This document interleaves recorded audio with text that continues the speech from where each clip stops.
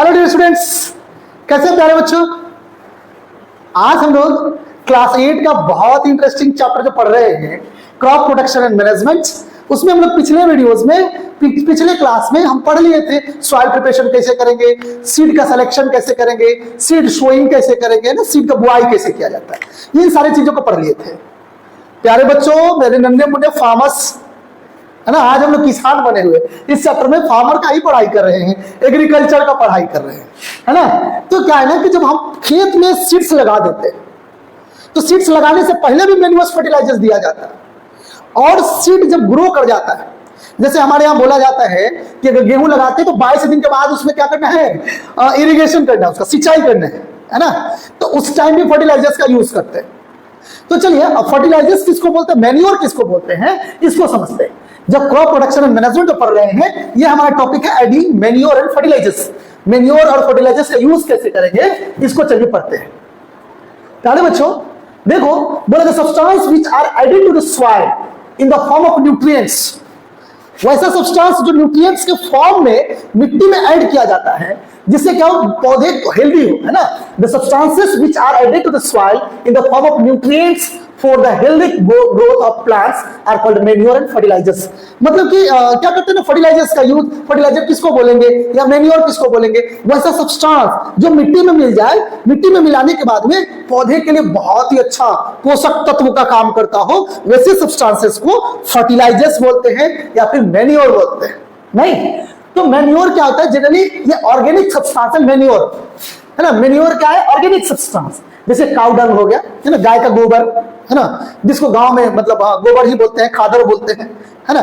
कुछ जो है कि हम लोग का घर का वेस्ट मटेरियल होता है जिसमें हम लोग रेड वर्म उगाते हैं, रेड वर्म को डाल देते हैं तो रेड वर्म उसमें क्या हो जाता है, बहुत ज्यादा संख्या में आ जाता है और उसको मैन्योर में कन्वर्ट करता है ना। तो चलिए मैन्योर और फर्टिलाइजर्स को डिटेल में देखते हैं। देखिए यहाँ पे क्या है ना कि प्यार का पौधा है, इसमें हम लोग क्या कर रहे हैं, कुछ फर्टिलाइजर्स का यूज कर रहे हैं। फर्टिलाइजर क्या है, वैसा केमिकल सब्सटेंस जो मिट्टी में मिलने के बाद मिट्टी के साथ ऐड होगा तो प्लांट को ग्रो करने में मदद करेगा, उसी सब्सटेंस को फर्टिलाइजर बोलेंगे। चलिए देखिएगा, soil supply mineral nutrients to the crop. अगर सॉइल में, मिट्टी में अगर स्टडी करें तो बहुत सारे मिनरल्स मिलते हैं, जैसे हो गया फास्फोरस, नाइट्रोजन, है ना, और भी बहुत सारे मिनरल्स पाए जाते हैं मिट्टी के अंदर, अनगिनत मिनरल्स पाए जाते हैं, और उसमें बहुत सारे मिनरल्स पौधे को जरूरी होती है ना। तो मिट्टी तो उतना प्रोवाइड करता ही है, लेकिन जब ज्यादा फसल उगाने लगेंगे तो उसमें के सारे न्यूट्रिएंट्स खत्म होने लग जाएंगे, नहीं तो फसल फिर अच्छा नहीं हो पाएगा। इसके लिए हम लोगों को मैन्योर को ऐड करना पड़ता है या फिर फर्टिलाइजर्स को ऐड करना पड़ता है। तो देखिए, बोले कि soil supplies mineral nutrients to the crop, these nutrients are essential for the growth of plants. ये सारे प्लांट्स के ग्रोथ के लिए बहुत जरूरी है। जैसे मिट्टी में बहुत सारे न्यूट्रिएंट्स है, पहले सीड डाले, सीड जर्मिनेट किया, जर्मिनेट करने के बाद छोटा सा पौधा बना, है ना। तो इसमें क्या किया, कहां से न्यूट्रिएंट्स लिया, मिट्टी से लिया। मिट्टी में क्या है, ये छोटे छोटे पोर्स होते हैं, जैसे एयर भी मिल जाता है उसको, है ना, इसमें वाटर भी मिल जाता है और बहुत सारे मिनरल्स मिल जाते हैं। तो चलिए देखते हैं, continuous growing of crop makes the soil poorer in certain nutrients. अगर लगातार एक खेत में बहुत सारा फसल लगातार उगाते जा रहे हैं तो कुछ न्यूट्रिएंट्स की कमी भी हो जाएगी। अगर बैंगन का खेत है और बैंगन ही उगाते जा रहे कंटिन्यू हर साल, होगा ही नहीं। अगर इस साल बैंगन का खेती कर लिए तो अगले साल उसमें बैंगन नहीं उगेगा, अच्छा फसल नहीं होगा। क्यों? क्योंकि बैंगन को जो न्यूट्रिएंट्स चाहिए था, ब्रिंजल प्लांट को जो न्यूट्रिएंट्स चाहिए था, वो सारा न्यूट्रिएंट्स तो ले लिया, तो अगले वाले बैंगन के लिए न्यूट्रिएंट्स नहीं मिल पाएगा। इसलिए हम लोग उसको या तो खेत को रेस्ट देते हैं कुछ दिन के लिए, और नहीं तो क्या किया जाता है, उसको उसमें दूसरा फसल लगाते हैं। जैसे एक बार बैंगन लगा दिए तो दूसरे बार कोई दूसरा फसल, ऐसा फसल लगाएंगे जो कि उसमें उसके लायक न्यूट्रिएंट्स प्रेजेंट है ना। तो फिर 3-4 साल के बाद फिर बैंगन लगाएंगे उस खेत में, तो बहुत अच्छा बैंगन ग्रो करेगा, चाहे कोई भी दूसरा भी फसल हो। अब देखिए, बोले कि यहाँ पे हम क्या पढ़े थे, एक minute, continuous growing of crops make the soil poorer in certain nutrients, therefore farmers have to add manure to the field। इसी वजह से फील्ड में क्या किया जाता है, मैन्योर ऐड किया जाता है। अब बोलिएगा सर, अगर एक बार हम ब्रिंजल की खेती कर लिए तो क्या दोबारा मतलब मिनरल्स या फिर मैन्योर या फिर फर्टिलाइजर्स ऐड करके नहीं खेती कर सकते हैं? तो किया जा सकता है ना। लेकिन अगर रोटेशन किया जाए, क्रॉप रोटेशन, तो ज्यादा सही है। क्रॉप रोटेशन क्या होता है, तो चेंज कर करके हम लोग क्या करते हैं, फसल उगाते हैं, उसी को क्रॉप रोटेशन बोला जाता है। तो चलिए आगे देखते हैं। बोले कि जब मैन्योर को ऐड करेंगे तो this replace the soil of the nutrients, जैसे कि यहाँ पे carbon, nitrogen, calcium, hydrogen, oxygen, sulphur, phosphorus, magnesium, potassium, ये सारा कुछ मिट्टी में पाया जाता है ना। अगर नहीं है तो हम ऐड करते हैं, अंग्रेजी खाद का यूज करते हैं, फर्टिलाइजर्स का यूज करते हैं। This process is called manuring, है ना। ये जो ऐड करते हैं, जो मैन्योर डालते हैं या फर्टिलाइजर डालते हैं, इस प्रोसेस को क्या बोलते हैं? मैन्यूरिंग बोलते हैं, है ना। अब आगे चलिए देखिए, बोले कि एडिंग मैन्योर एंड फर्टिलाइजर्स। अभी कोई फसल है, इसमें मैन्योर या फर्टिलाइजर्स अगर नहीं ऐड करेंगे तो फसल खराब हो जाता है, इसलिए हम लोगों को मैन्योर और फर्टिलाइजर्स का यूज करना पड़ता है। अब आगे हम लोग देखें कि manure is an organic substance obtain from the decomposition of plants और animal waste. Manure organic substance है, हम पहले ही बताए आपको कि जो फर्टिलाइजर है वो इनऑर्गेनिक सब्सटेंस है, वो इंडस्ट्रीज में बनते हैं, फैक्ट्रीज में बनते हैं। लेकिन मैन्योर की बात करें तो मैन्योर ऑर्गेनिक सब्सटेंस है ना। ये मतलब किससे बनता है? एनिमल वेस्ट से बनता है या फिर प्लांट वेस्ट से बनता है। जैसे कि सब्जी का छिलका वगैरह हो गया, इसको हम डाल दे, गोबर हो गया, ये सब क्या हो गया? ऑर्गेनिक, मतलब ऑर्गेनिक सब्सटेंस हो गया, है ना। इसको हम गड्ढा में डाल दे या फिर कहीं डाल दे तो वो क्या कर देगा? उसमें माइक्रो ऑर्गेनिज्म लग करके उसको न्यूट्रिएंट्स में कन्वर्ट कर देगा। तो बोला कि manure is an organic substance obtained from the decomposition of plants और animal waste. Farmers dump plant and animal waste in pit at open place and allow it to decompose। Farmers क्या करते हैं? गोबर को या फिर घर का जो भी वेस्ट मटेरियल, फूड वगैरह, उसको डाल देते हैं, है ना। जो वेस्ट है उसको डालने के बाद में उसको छोड़ देते हैं, कुछ दिन के बाद वो मैन्योर बन जाता है ना। बोले तो decomposition is caused by some micro organisms. वो जो डिकम्पोजिशन होता है किसके कारण होता है? माइक्रो ऑर्गेनिज्म के कारण होता है। माइक्रो ऑर्गेनिज्म भी चैप्टर पढ़ना है 8th क्लास में, घबराइए नहीं, माइक्रो ऑर्गेनिज्म के बारे में भी पढ़ाने वाले हैं। The decompose matter is used as organic manure. जो डिकम्पोज हो जाता है, जैसे कि कोई एनिमल वेस्ट, प्लांट वेस्ट मिट्टी में डाल दिया गड्ढा खोद के, तो उसमें माइक्रो ऑर्गेनिज्म लगा, तो बाद में वो जो मटेरियल बना वो मैन्योर कहलाएगा। माइक्रो ऑर्गेनिज्म उसको कंज्यूम किया और उसको डिकम्पोज कर दिया, तोड़ दिया, सिंपलेस्ट फॉर्म में कर दिया, उसी को हम लोग क्या बोलेंगे? मैन्योर बोलेंगे, है ना। मैन्योर मतलब ऑर्गेनिक मैन्योर बोल सकते हैं, है ना। अब आगे देखिए, इसमें एडिंग मैन्योर एंड फर्टिलाइजर्स में फर्टिलाइजर की बात करेंगे तो fertilisers are chemical substance which are rich in a particular nutrients. Fertiliser क्या है? केमिकल सब्सटेंस है। इसको कहां बनाया जाता है?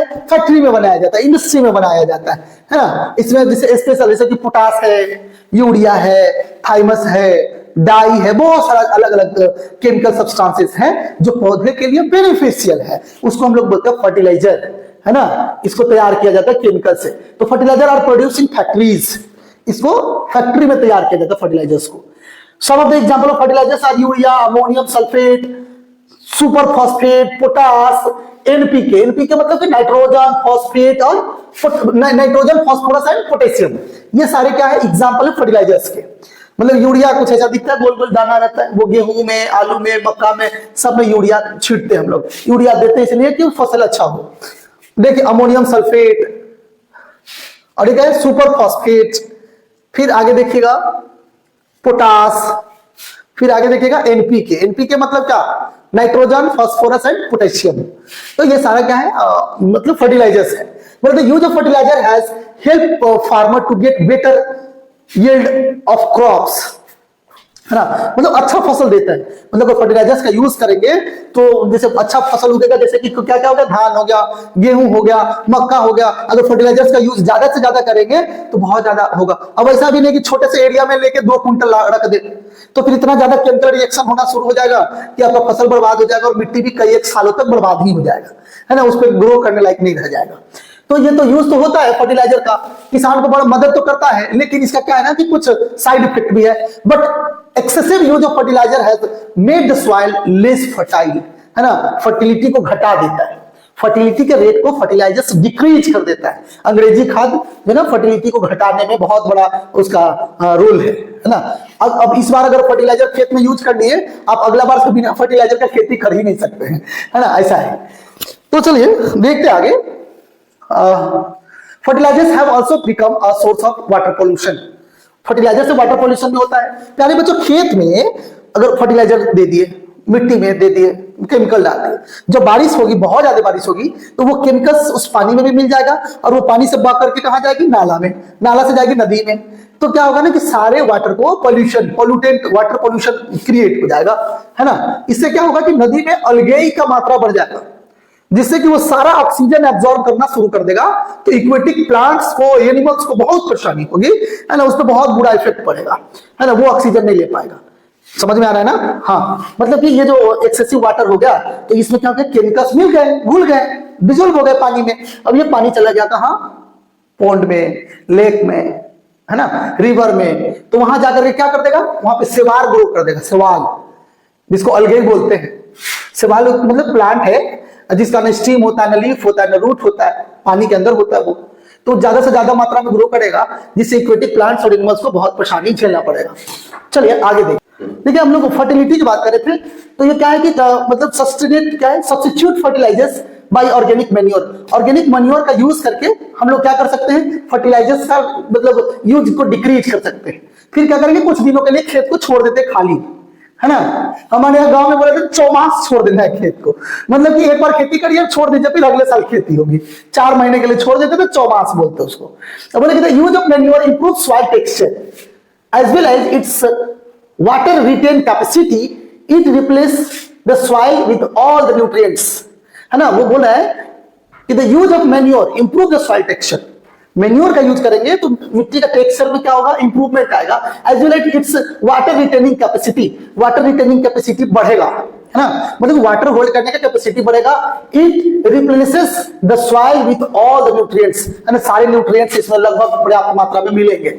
मतलब another method of replacing the soil with nutrients is through crop rotation, है ना। दूसरा मेथड क्या है, मतलब न्यूट्रिएंट्स को मतलब फर्टिलाइजर्स ऐड नहीं करे, है ना, रिड्यूस करने का एक और तरीका है कि क्रॉप रोटेशन करे, मतलब कि फसल बदल बदल के लगाए। एक ही खेत में बार बार गेहूं लगाए, बार बार गेहूं लगाए, बार बार गेहूं लगाए, तो गेहूं जिसको जितना न्यूट्रिएंट्स चाहिए वो न्यूट्रिएंट्स ले लेगा, तो फिर आगे वाले फसल के लिए नहीं मिल पाएगा। तो इसलिए हम लोग फर्टिलाइजर यूज करते हैं। तो फर्टिलाइजर का यूज कम करना है तो क्रॉप रोटेशन करना पड़ेगा। देखिए बोले कि this can be done by growing different crops alternately.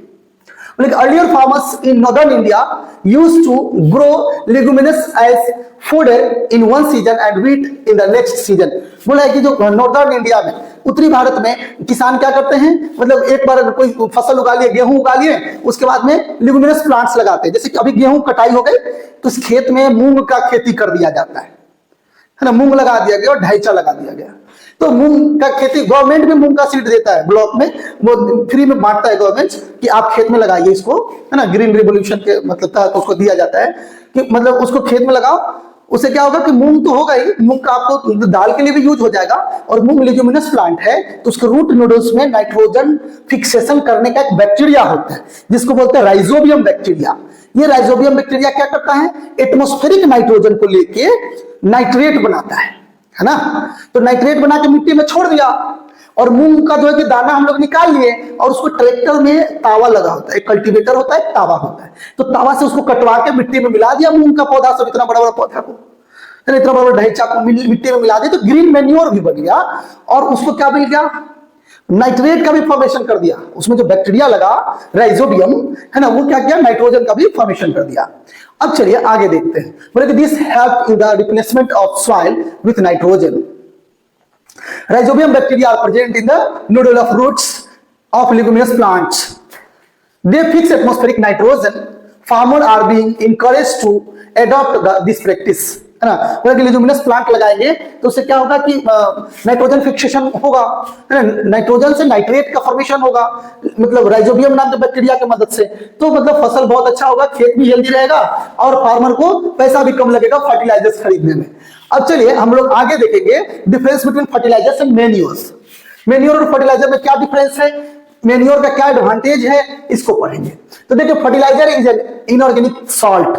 Fertiliser chemical से बना हुआ केमिकल है, इनऑर्गेनिक सॉल्ट है, जो कि इंडस्ट्री फैक्ट्रीज में बनता है। मैन्योर की बात करते हैं, manure is a natural substance obtain by the decomposition of cattle dung, human waste and plant residue. तो फर्टिलाइजर का ये फर्टिलाइजर हो गया, ये मैन्योर। फर्टिलाइजर क्या हो गया, अंग्रेजी खाद जिसको सीधा सीधा बोलेंगे। मैन्योर हो गया, वो क्या हो गया, वो मतलब डेड और डिकेइंग मटेरियल से, मतलब प्लांट्स और एनिमल वेस्ट से तैयार किया जाता है मैन्योर। आगे देखिए फर्टिलाइजर में, fertiliser is prepared in factory. Fertiliser factory में प्रिपेयर होता है और मैन्योर प्रिपेयर होता है खेत में, है ना। तो ये सब डिफरेंस है। और डिफरेंस क्या है, fertilisers are very rich in plant nutrients like nitrogen, phosphorus and potassium. Manure is relatively less rich in plants nutrients, manure में उतना न्यूट्रिएंट्स नहीं होता है जितना फर्टिलाइजर्स में होता है ना, ये भी डिफरेंस है। अब आगे देखिए, इसे बोला है कि it enhance the water hold capacity of soil, मतलब मैन्योर का एडवांटेज क्या है कि वाटर की कैपेसिटी को बढ़ावा, तो वाटर को होल्ड करने की कैपेसिटी को बढ़ाता है, मतलब नमी बरकरार रखने का क्षमता होता है मैन्योर में, ऐसा फर्टिलाइजर में नहीं होता है। अब आगे देखेंगे, it increase the number of friendly microbes. बाबू अगर अंग्रेजी खाद का यूज करते, फर्टिलाइजर का यूज करेंगे तो बहुत सारा माइक्रो ऑर्गेनिज्म मर जाएगा, ये सब हाई केमिकल, बहुत हाई पावर का केमिकल से ये सारे माइक्रो ऑर्गेनिज्म खत्म हो जाएंगे। लेकिन मैन्योर का यूज करेंगे तो ये माइक्रोब्स ग्रो करेंगे और ये फार्मर के फ्रेंड्स है लोग, है ना। अब चलिए इरिगेशन पढ़ेंगे, तो इरिगेशन को हम लोग अगले वीडियो में देखते हैं। बंद कर दिया, बैग भी नहीं होता, ये कहां दिखाई दिया है?